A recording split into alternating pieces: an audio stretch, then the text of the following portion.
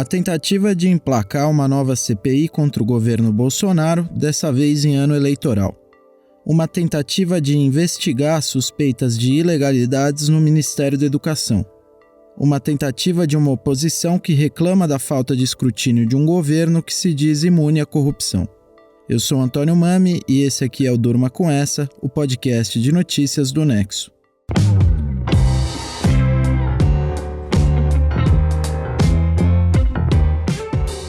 Olá, eu sou o Conrado Corsaletti, estou aqui com o Antônio para apresentar esse podcast que vai ao ar de segunda a sexta no fim da tarde e início da noite, sempre com notícias que podem continuar a ecoar por aí.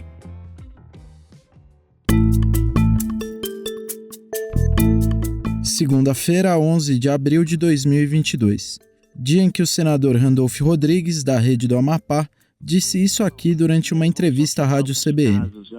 Não me parece que tenha sido virtual a atuação do senhor Gilmar e do senhor Arilton, pedindo propinas, algumas em conversão em barra de ouro, por parte de prefeitos, pedindo propinas dessa natureza de prefeitos. Não me parece que foi virtual o superfaturamento de até 170% em ônibus escolares em uma licitação que só não ocorreu devido à intervenção do Tribunal de Contas da União.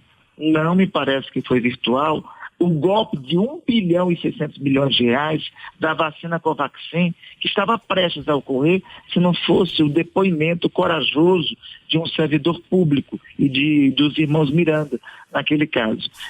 Não me parece que seja virtual os diagnósticos que têm sido vistos de sobrepreço e superfaturamento de kits de robótica para, repito, atender municípios do interior de Alagoas que nem internet... O Randolfo Rodrigues ganhou bastante destaque como vice-presidente da CPI da Covid, que investigou em 2021 as ações e omissões do governo Bolsonaro na pandemia.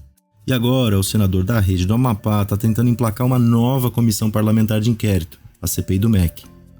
O senhor Gilmar e o senhor Arilton, que o parlamentar cita nessa fala que a gente ouviu, são os pastores Gilmar Santos e Arilton Moura, da Assembleia de Deus, religiosos suspeitos de pedir propina para liberar verbas do Ministério da Educação para prefeitos. A suspeita é que eles atuavam ali como intermediários de verbas públicas, pedindo suborno em troca de acesso. Já o caso dos ônibus escolares superfaturados tem a ver com uma decisão do governo de tentar avançar uma licitação para a compra de 3.800 veículos, mesmo com pareceres contrários de técnicos da Controladoria Geral da União e da Advocacia Geral da União. Os pareceres apontavam um superfaturamento de 700 milhões de reais nessa compra de ônibus escolares. Os integrantes do governo chegaram a baixar o valor mínimo do pregão, mas a concretização do negócio ainda está suspensa pelo Tribunal de Contas da União. Aí o Randolph cita o caso Covaxin, denunciado pelos irmãos Miranda e investigado na CPI da Covid. E cita também outra revelação de que o governo destinou kits de robótica para escolas que não têm nem água nem internet em Alagoas, reduto do presidente da Câmara, Arthur Lira, aliado do presidente Jair Bolsonaro. O senador da Rede do Amapá deu essa declaração para rebater uma outra declaração de dias antes do ministro-chefe da Casa Civil, Ciro Nogueira, que assim como Arthur Lira é do Centrão. O ministro tinha dito que não tinha corrupção no governo Bolsonaro, algo que o próprio presidente costuma repetir bastante, desde que tomou posse em 2019. Ao responder a pergunta sobre as suspeitas de propina e superfaturamento no MEC, numa entrevista ao jornal Folha de São Paulo, o Ciro Nogueira disse que a corrupção no governo é virtual. O presidente Jair Bolsonaro foi na mesma linha ao defender o governo em relação às suspeitas de corrupção em contratos federais. A gente reproduz aqui um trecho de uma entrevista que ele deu à Rádio Liberal do Pará nessa segunda-feira. Acabou a corrupção no Brasil. Nos acusa de suspeita de corrupção. Como me acusar de suspeita de corrupção no caso da vacina Covaxin. Que suspeita é essa? Não comprei uma dose, não paguei um centavo. Tá? Suspeita de corrupção aí de compra de ônibus para educação. Não foi feita a licitação. O tempo todo assim. Ou seja, um governo que se prima também pelo combate à corrupção na prática. Você pode ver quantas vezes no Pará o governador recebeu a visita da Polícia Federal. É diferente do governo federal. Aqui não tem visita da PF. Não tem o que investigar aqui. Bom, na verdade, a Polícia Federal investiga o próprio presidente Jair Bolsonaro em alguns inquéritos que são conduzidos sob a guarda do Supremo. E a Polícia Federal também já foi para o Pará para investigar o governo federal. Uma grande operação realizada em 2021 contra contrabando de madeira atingiu em cheio o então ministro do Meio Ambiente, Ricardo Salles, e o Salles acabou até demitido depois do governo. Bom, o presidente também citou o caso Covaxin. Esse é um caso que envolveu a tentativa de compra de vacinas indianas contra a Covid por preços com suspeita de superfaturamento, num contrato do Ministério da Saúde que totalizava 1 bilhão e 600 milhões de reais. Esse valor não chegou a ser desembolsado pelo governo federal, mas o Supremo autorizou a abertura de um inquérito para investigar as possíveis irregularidades. Isso inclui a investigação para verificar se o Bolsonaro prevaricou. O presidente teria sido informado das suspeitas em torno do contrato e não teria agido.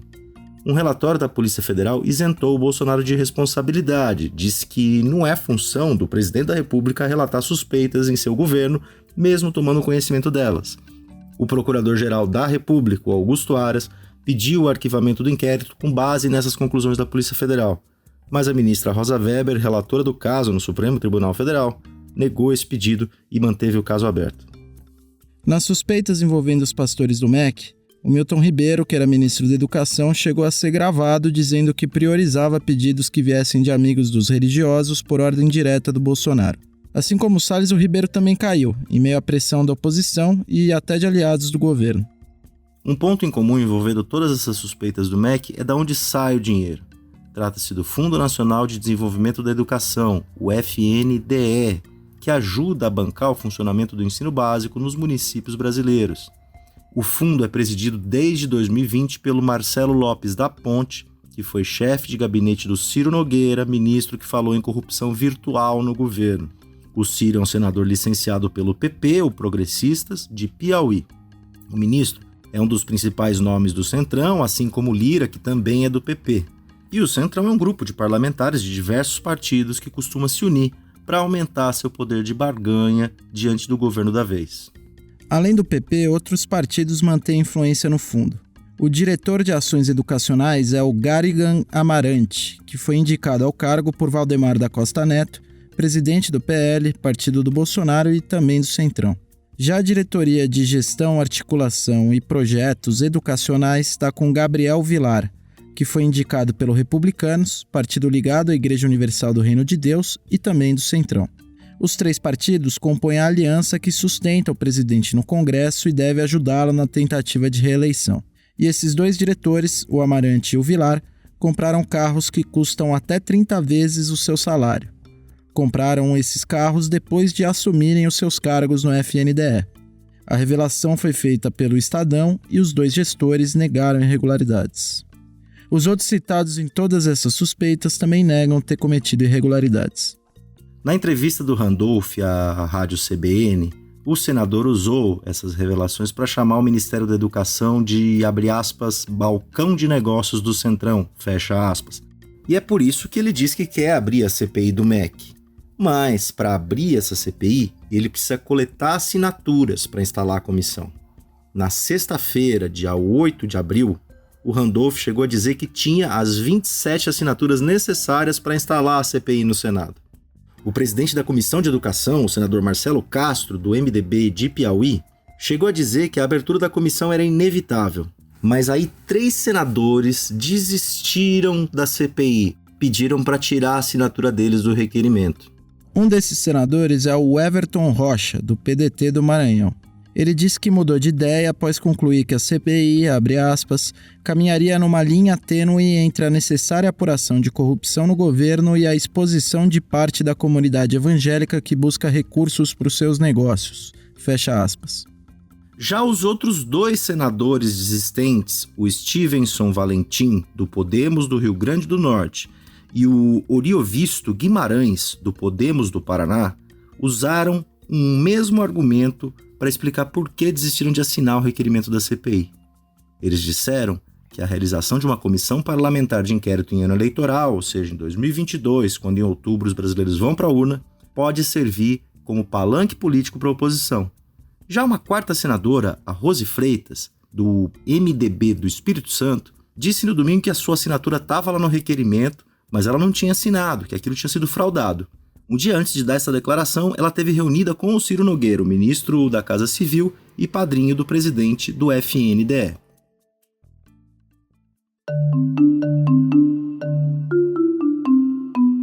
Uma CPI é um instrumento por meio do qual o Poder Legislativo pode investigar fatos relevantes para a vida pública e sugerir mudanças para aprimorar legislações.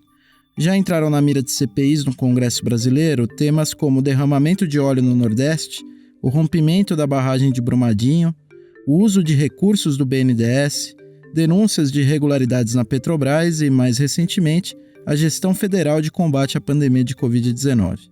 As CPIs precisam da assinatura de 1/3 dos parlamentares da casa onde ela vai ser instalada, ou seja, no Senado, que tem 81 senadores, precisa de 27 assinaturas. Ela precisa também de um fato determinado a ser apurado. No caso da CPI do MEC, é o uso da verba do FNDE. E também uma CPI precisa de prazo certo de duração. Para ser de fato instalada, ela precisa da anuência do presidente da Casa Legislativa, e o presidente do Senado hoje é o Rodrigo Pacheco, do PSD de Minas Gerais. Na CPI da Covid-19, o Pacheco relutou bastante antes de abrir a investigação, e só fez isso por ordem do Supremo. Bom, durante os trabalhos, se ela de fato for instalada, uma CPI tem poderes de investigação de autoridades judiciais, como ouvir testemunhas, promover audiências públicas e quebrar sigilos bancário, fiscal e de dados. Mas a CPI é uma instância só de investigação. Não tem poder de julgar nem de punir ninguém. O que acontece após a votação do relatório é que a comissão encaminha as provas que colheu e as conclusões a que chegou ao Ministério Público e outros órgãos, apontando uma lista de suspeitos e os crimes ou ilícitos civis que teriam sido cometidos por cada um deles. Essa é a fase que a imprensa costuma chamar de pedidos de indiciamento dos que foram investigados. A partir dessa documentação, o Ministério Público analisa o que é consistente e o que não é, e denuncia quem acha que deve denunciar.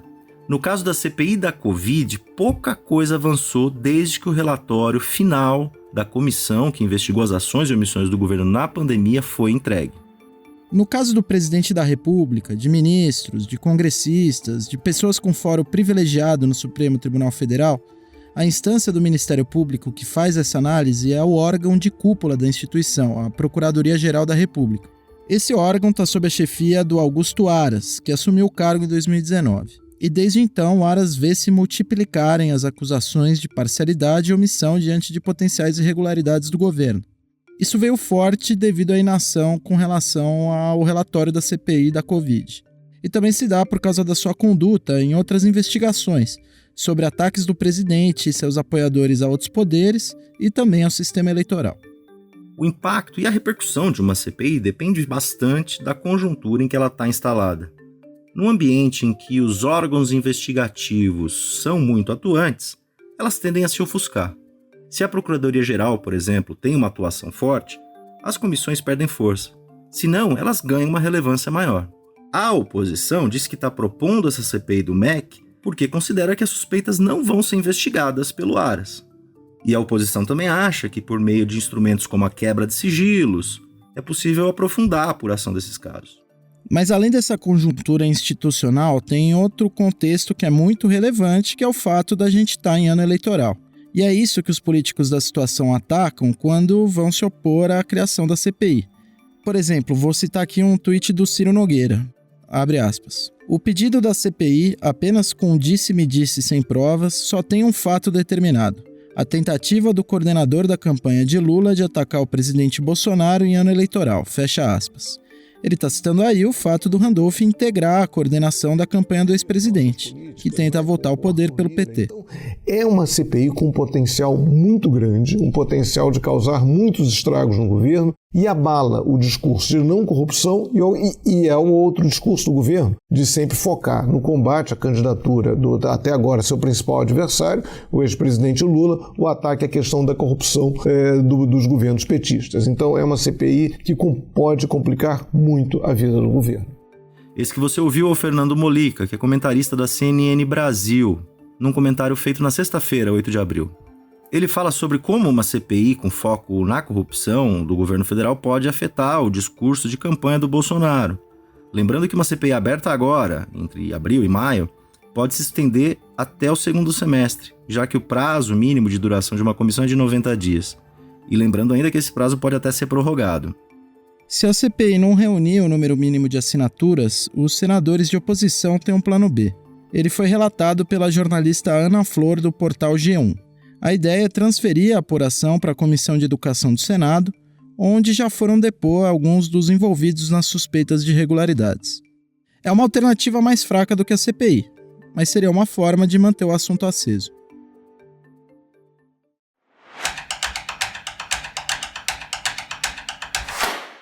Uma reportagem publicada nesta segunda-feira pelo jornal Folha de São Paulo revelou que uma construtora do Maranhão ganhou mais da metade das licitações de uma estatal que cresceu muito no governo Bolsonaro, a Codevasf. A Isadora Rupp, redatora aqui do Nexo, está escrevendo sobre o assunto.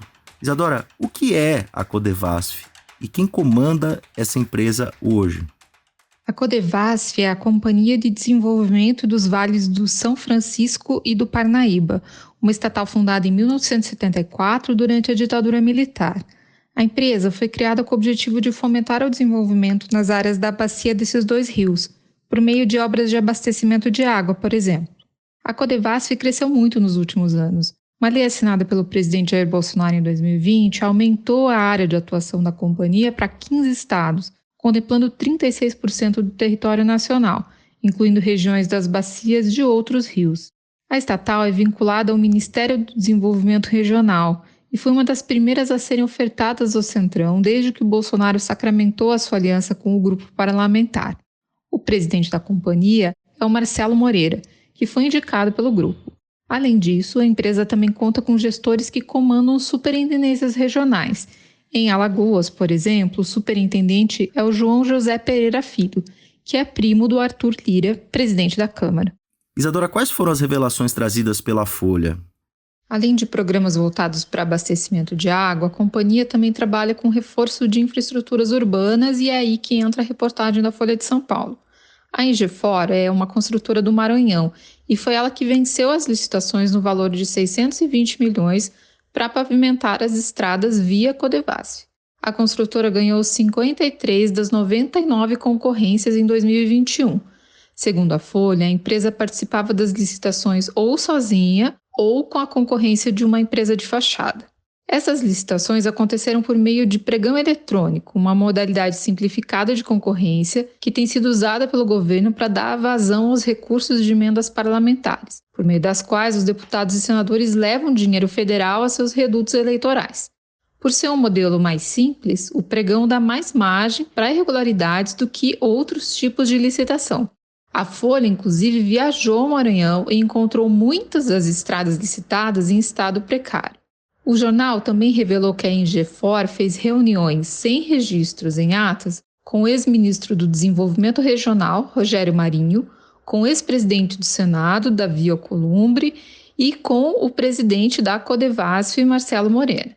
Segundo a estatal, esses encontros tratavam de, abre aspas, temas de interesse institucional, fecha aspas.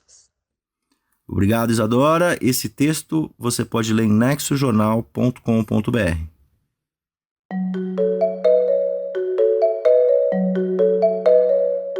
O segundo turno da eleição francesa é um repeteco de 5 anos atrás. Quem fala mais pra gente sobre o resultado do primeiro turno e quais são as perspectivas a partir de agora é o repórter especial João Paulo Charlot. Olá, ouvinte. Olá, amigos do Durma com Essa. O presidente Emmanuel Macron venceu o primeiro turno das eleições presidenciais que foram realizadas ontem na França e vai disputar o segundo turno com a candidata de extrema-direita Marine Le Pen, que terminou em segundo lugar. O nome do novo presidente ou da nova presidente da França vai ser conhecido em 24 de abril e o vencedor ou a vencedora já assume no mês seguinte por um mandato de 5 anos. Esse é o mesmo segundo turno da eleição presidencial anterior, em 2017, que terminou com a vitória do atual presidente francês. Daquela vez, a ordem dos fatores também era semelhante, com Macron na frente e a Le Pen atrás. Dessa vez, no entanto, o presidente já é mais conhecido do eleitorado e conta com uma taxa de rejeição maior. Isso torna o cenário mais favorável para Le Pen agora do que 5 anos atrás, quando Macron venceu o pleito com 66% dos votos. Outra coisa que deve se repetir é a decisão já anunciada pela maioria dos demais candidatos de não votar em hipótese alguma na candidata de extrema-direita. Na prática, essa posição coloca uma porção de candidatos de direita e de esquerda alinhados com Macron, mesmo que a declaração de voto no atual presidente francês não seja explícita. Novamente, como em 2017, serão todos contra Le Pen, com 2 exceções. a do candidato Nicolas Dupont-Aignan e do comentarista de TV Eric Zemmour, que consegue estar à direita da extrema-direita representada por Le Pen. Se o Macron se reeleger, ele vai conseguir um feito que não ocorre desde 2002, quando o conservador Jacques Chirac derrotou Jean-Marie Le Pen, pai da candidata de extrema-direita que segue na disputa 20 anos depois. De lá para cá, Nicolas Sarkozy e François Hollande, um de direita e outro de esquerda, fracassaram na ambição por um novo mandato.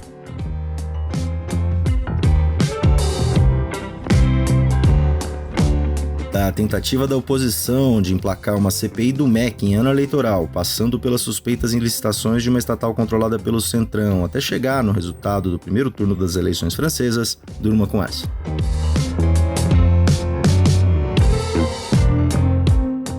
Com roteiro de Antônio Mami, produção de Conrado Corsaletti, participações de Isadora Rupp, João Paulo Charlot e edição de áudio de Roberto Soares, termina aqui mais um Durma com essa. Amanhã a gente tá de volta. Até mais.